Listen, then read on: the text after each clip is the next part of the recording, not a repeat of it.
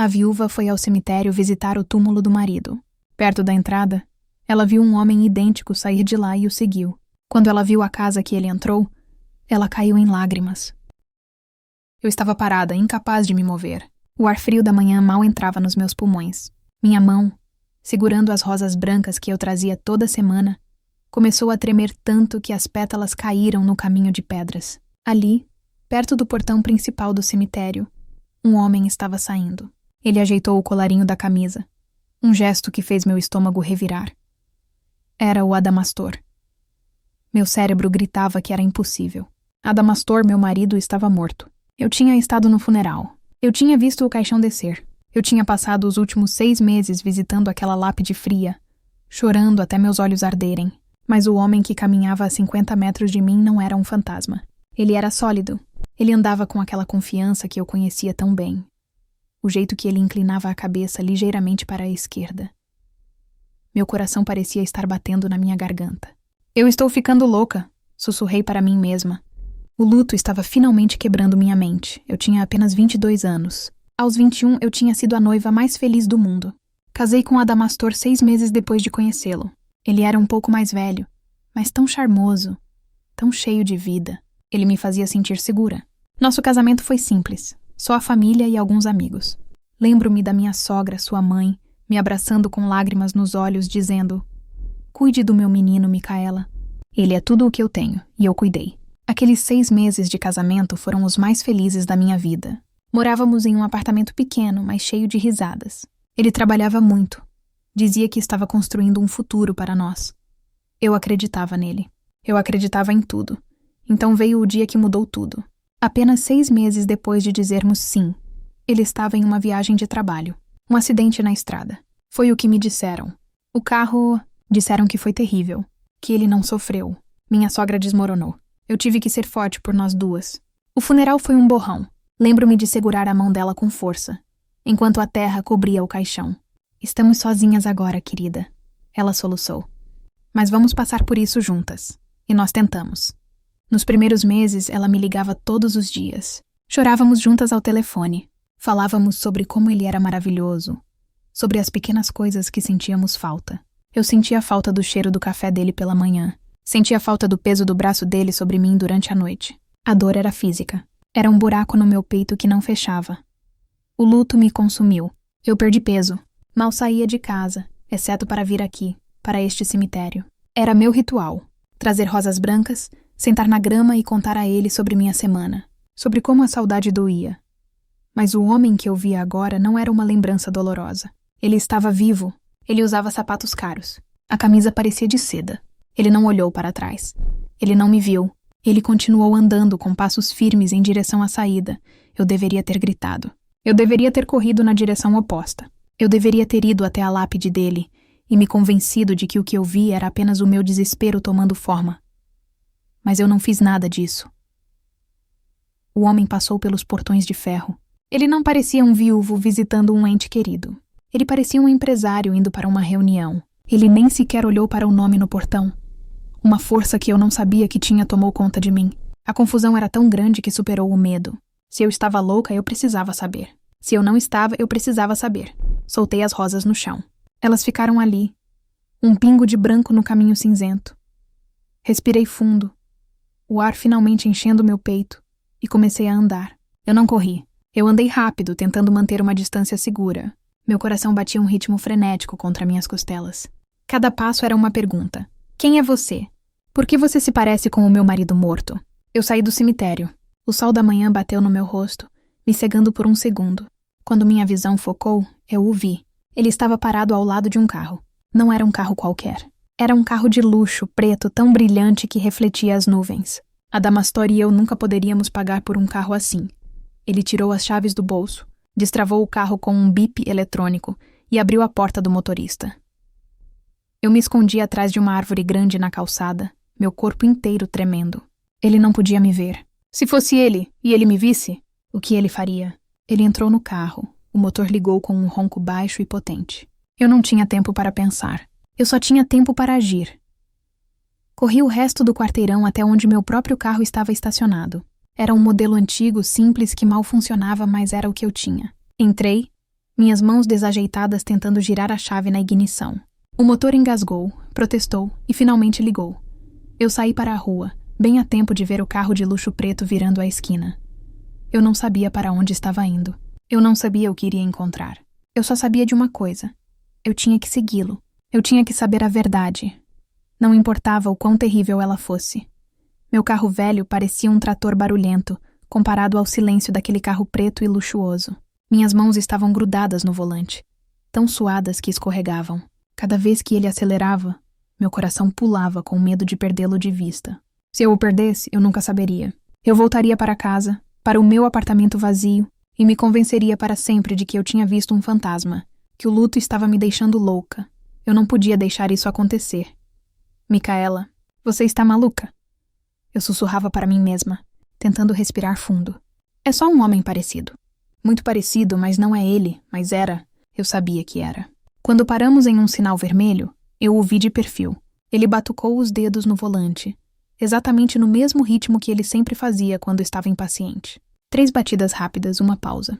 3 batidas rápidas, uma pausa. Era o Adamastor. Minha mente tentava lutar contra o que meus olhos viam. Talvez seja um irmão gêmeo, pensei desesperada. Um irmão gêmeo idêntico que ele nunca me contou que existia? Mas que tipo de pessoa esconderia um irmão gêmeo? A tristeza que eu carregava há 6 meses começou a mudar. Ela não desapareceu, mas algo novo se misturou a ela. Era uma sensação quente, afiada, que subia pela minha garganta. Era raiva, como ele ousa estar vivo. Como ele ousa estar dirigindo um carro que vale mais do que tudo o que tínhamos juntos. Eu o segui por 20 minutos. Ele não foi para o centro da cidade. Ele não foi para o nosso antigo bairro. O lugar que eu evitava porque cada esquina me lembrava dele. Ele dirigiu para o outro lado da cidade, para um bairro mais antigo, com casas grandes, cercadas por muros altos e árvores que davam muita sombra. Eu conhecia aquele bairro. De repente, meu estômago pareceu encher-se de pedras. Ele virou à direita, em uma rua que eu reconheci imediatamente. Meu pé automaticamente pisou no freio, fazendo meu carro protestar com um solavanco. Não podia ser. Ele estava indo para a rua da minha sogra. Calma, Micaela. Respire, eu disse, minha voz tremendo. É um parente, claro. É um primo distante que se parece com ele. Ele foi ao cemitério e agora está indo visitar a mãe do Adamastor, para oferecer conforto. Eu estava desesperada por qualquer explicação que não fosse a mais terrível. Minha sogra, a mulher que me ligava todas as noites para chorarmos juntas. A mulher que me abraçou no funeral e disse: "Agora somos só nós duas, querida." Ela jamais faria parte de... De quê? Eu nem sabia o que isso era ainda. Eu dirigi devagar, parando meu carro na esquina. Desliguei o motor barulhento. Daqui, eu podia ver a casa dela perfeitamente. Meu carro estava escondido atrás de uma grande árvore. Ninguém me veria. Eu assisti prendendo a respiração. O carro preto de luxo não diminuiu a velocidade apenas para passar. Ele parou. Parou bem em frente ao portão de metal pesado da casa dela. Meu coração parou. O homem dentro do carro, Adamastor, meu marido morto-vivo, nem precisou buzinar. Ele apenas piscou os faróis, 2 vezes, como se fosse um sinal combinado. E silenciosamente, o portão automático da garagem começou a deslizar para o lado, revelando a escuridão lá dentro. O carro preto entrou devagar, desaparecendo na garagem como se sempre tivesse pertencido àquele lugar. O portão, tão silencioso quanto se abriu, começou a fechar logo atrás dele. Em poucos segundos, tudo acabou. A rua estava vazia. O sol brilhava. Os pássaros cantavam nas árvores. Era uma manhã linda e normal, exceto que meu mundo tinha acabado de virar de cabeça para baixo. A força que me manteve em pé, a adrenalina que me fez dirigir como uma louca pela cidade, tudo isso me abandonou de uma só vez. Sentei-me ali, no silêncio do meu carro velho, e a realidade me atingiu como um soco no estômago. Aquele homem era o Adamastor, meu marido, e ele tinha acabado de entrar na garagem da mãe dele, a mãe dele, que supostamente estava de luto comigo. Foi então que eu caí. As lágrimas não vieram devagar, como nos últimos 6 meses. Foi um soluço que rasgou minha garganta, tão alto que me assustei. Eu me curvei sobre o volante, meu corpo inteiro tremendo, mas este choro era diferente. Não era o choro triste de uma viúva. Era o choro confuso e furioso de uma tola. Uma idiota. Eu chorei pelos 6 meses da minha vida que passei olhando para uma caixa vazia debaixo da terra. Chorei por todas as noites que passei sem dormir, abraçando o travesseiro dele. Chorei por todas as refeições que pulei porque a comida não tinha gosto. Eles mentiram para mim, minha sogra, meu marido. Eles fingiram uma morte. Eu levantei minha cabeça, as lágrimas embaçando minha visão. Olhei para aquela casa, a casa bege com flores bonitas na janela. A casa que antes tinha sido um lugar de conforto, de jantares de domingo e abraços calorosos, agora ela parecia um monstro. Um covil de mentiras. Eu não sabia o porquê. Eu não sabia como. Mas eu sabia que não podia ir embora. Eu não ia a lugar nenhum até descobrir o que estava acontecendo lá dentro. A tristeza havia desaparecido completamente. E em seu lugar, algo gelado e duro começou a crescer no meu peito. Eu não sei quanto tempo fiquei ali, parada na esquina, com o rosto molhado e o peito doendo. O choro parou, mas as lágrimas continuaram a escorrer, silenciosas. Aquele portão fechado era uma muralha que me separava da verdade.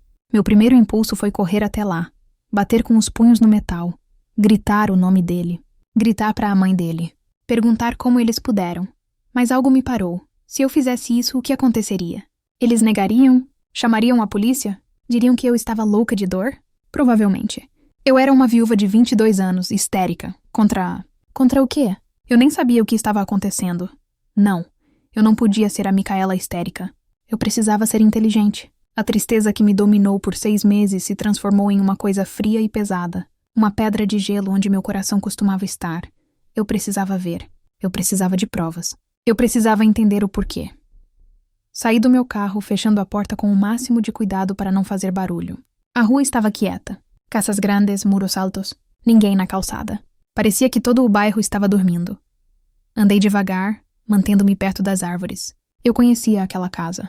Tinha estado ali para tantos almoços de domingo. Eu sabia que havia uma passagem estreita do lado direito, um caminho de jardim que levava até os fundos. Minha sogra sempre reclamava que o jardineiro nunca limpava aquele canto direito. Rezei para que ela ainda fosse negligente com o jardim. Cheguei ao portão da frente. Olhei para os 2 lados da rua, vazia. Deslizei para o lado, para a sombra do muro alto. E ali estava a passagem. Um caminho estreito, quase engolido por arbustos crescidos. Meu coração batia tão forte que eu podia ouvi-lo nos meus ouvidos. Você não pode fazer isso, Micaela, uma vozinha dizia. Isso é invasão. Ele fingiu a própria morte. Outra voz, mais forte e mais fria, respondeu. Eu posso fazer o que eu quiser. Entrei na passagem, empurrando galhos para o lado. Eles arranharam meu rosto, mas eu mal senti. Fui andando na ponta dos pés, passo a passo, até chegar aos fundos da casa. E então, eu ouvi. O som paralisou meus pés no lugar. Era uma risada alta, masculina, cheia de vida. Uma risada que eu não ouvia há 6 meses. Uma risada que eu daria tudo para ouvir de novo. Mas não assim. Vinha da cozinha. A porta dos fundos, que dava para um pequeno pátio, estava fechada. Mas a janela ao lado estava aberta. Uma fresta, o suficiente para o som sair. Aproximei-me como um fantasma. Meu corpo tremia, mas meus pés eram firmes. Encostei-me na parede, bem ao lado da janela, onde ninguém poderia me ver, a menos que colocassem a cabeça para fora e olhassem diretamente para a esquerda. Eu te disse que ia dar certo. A voz de Adamastor disse, ainda se recuperando da risada. Meu estômago se contraiu. Era ele, sem dúvida. Ah, querido, foi por pouco. A voz da minha sogra respondeu. A voz dela, aquela voz que me consolou, que chorou comigo ao telefone, estava calma, alegre. Aquele seu amigo quase estragou tudo. Se ele não tivesse conseguido os documentos certos... Mas ele conseguiu, mamãe. Ele conseguiu, disse Adamastor. E o melhor de tudo, o pagamento está quase liberado. O dinheiro da minha... morte, uma terceira voz falou. Uma voz de mulher que eu não reconheci. Era uma voz suave, jovem. E a Micaela? Ela perguntou, meu nome. O jeito que ela disse meu nome, como se eu fosse um problema.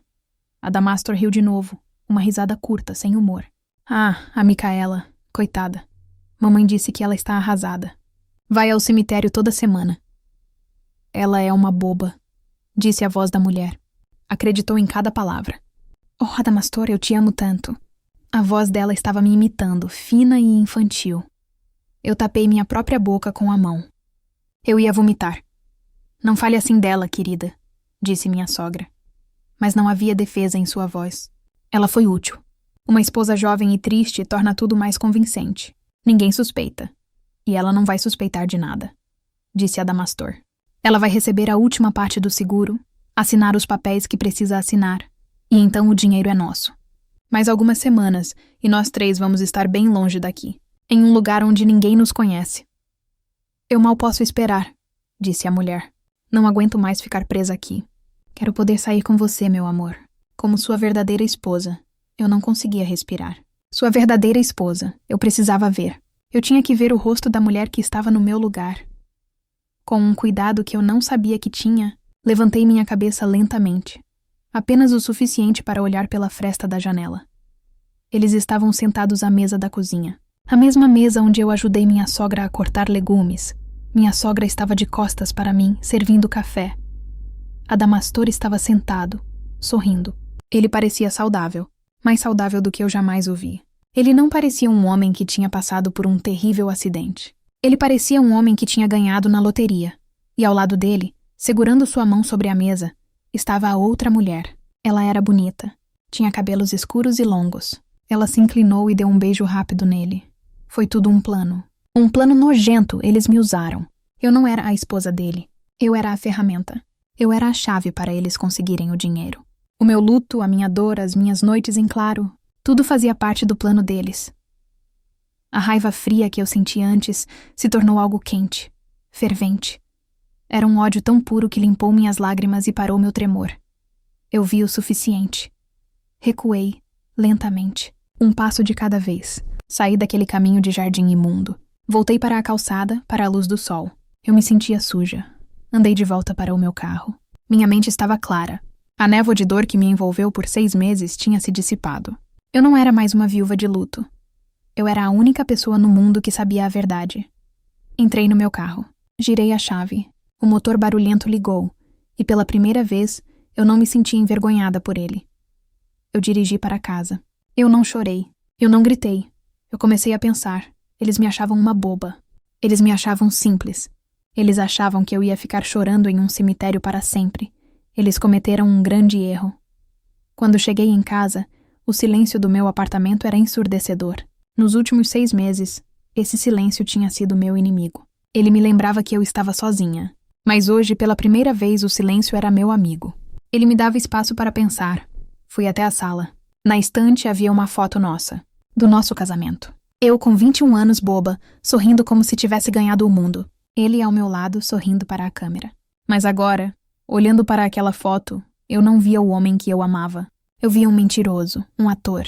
Eu via o sorriso de um homem que sabia que estava me enganando desde o primeiro dia. A tristeza se foi. O ódio quente que senti no jardim daquela casa também diminuiu. O que ficou foi um gelo, uma calma fria e afiada que tomou conta de mim. Eles me chamaram de boba. Eles riram do meu luto. Eles usaram meu amor para roubar dinheiro. Fui até a gaveta onde guardava os papéis importantes. Lá estava. A apólice do seguro de vida. Uma quantia enorme. Lembrei-me do dia em que ele fez isso.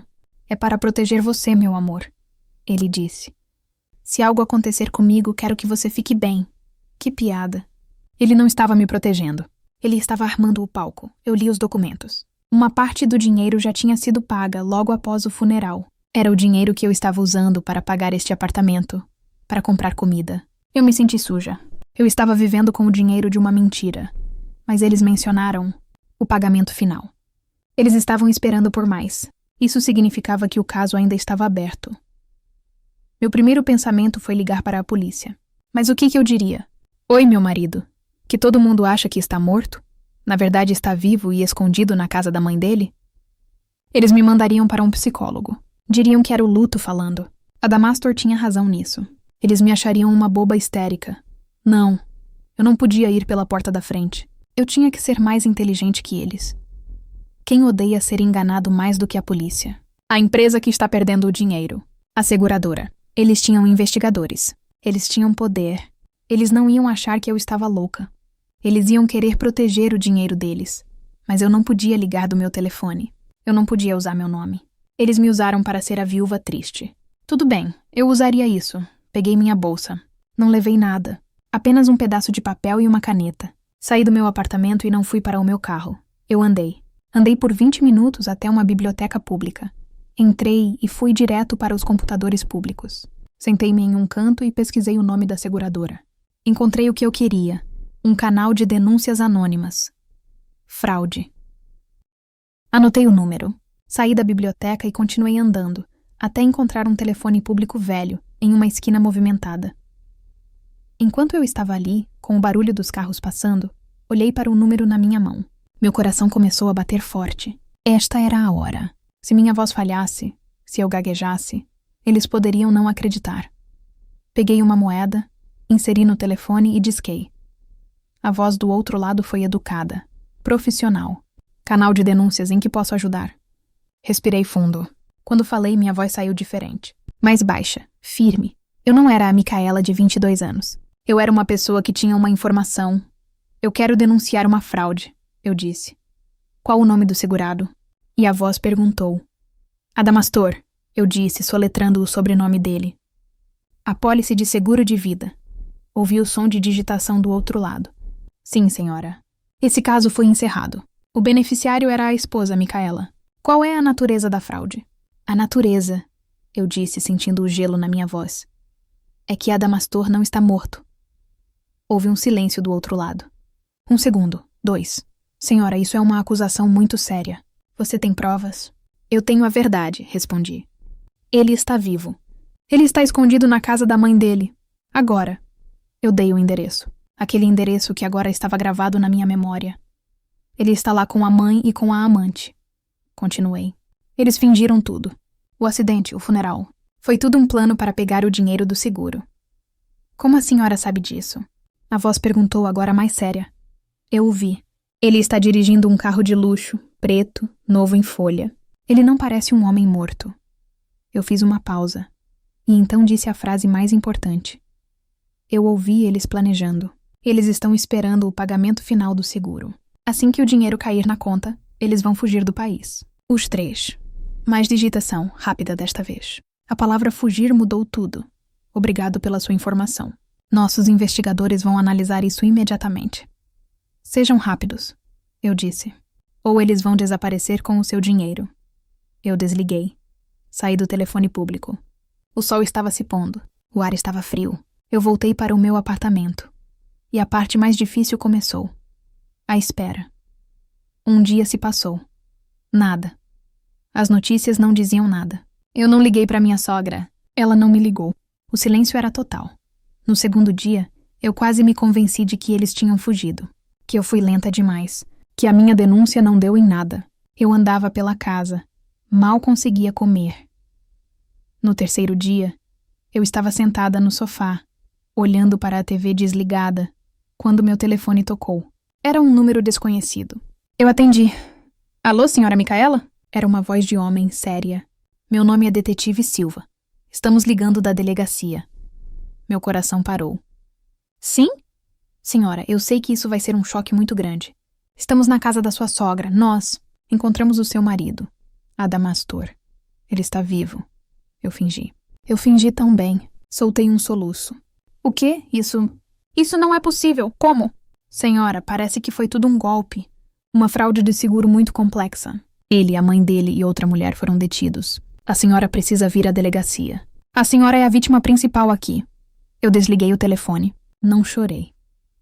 Naquela noite eu vi na TV as imagens da casa da minha sogra. O portão da garagem aberto. O carro preto de luxo sendo guinchado. E então eles, Adamastor, algemado, o rosto virado para o chão. A mãe dele, chorando, parecendo velha e assustada. E a outra mulher, o rosto uma máscara de raiva. O repórter falava sobre um esquema ousado. Investigadores da seguradora. Denúncia anônima. Eu assisti a tudo, sem emoção. No dia seguinte fui ao cemitério. Mas não fui visitar a lápide dele. Fui até o portão onde eu o tinha visto. Fiquei ali parada por um longo tempo. Eu não senti alegria pela vingança. Eu não me senti feliz por eles estarem presos. Eu me senti livre. A Micaela boba, que eles enganaram, morreu naquele dia, em frente àquele portão. A mulher que estava ali agora era diferente. Voltei para casa. Peguei um saco de lixo grande. Comecei pela foto do casamento. Coloquei no saco. Abri o guarda-roupa e peguei as camisas dele que eu guardava para sentir o cheiro. Coloquei todas no saco. Tudo o que era dele, eles tentaram tirar tudo de mim. Meu amor, minha sanidade, meu futuro. Mas eles falharam. Eles me deram uma coisa que eu não tinha antes. A mim mesma. Eu tinha 22 anos. Eu não era mais uma viúva. Eu era só a Micaela. E pela primeira vez em muito tempo, isso era mais do que suficiente.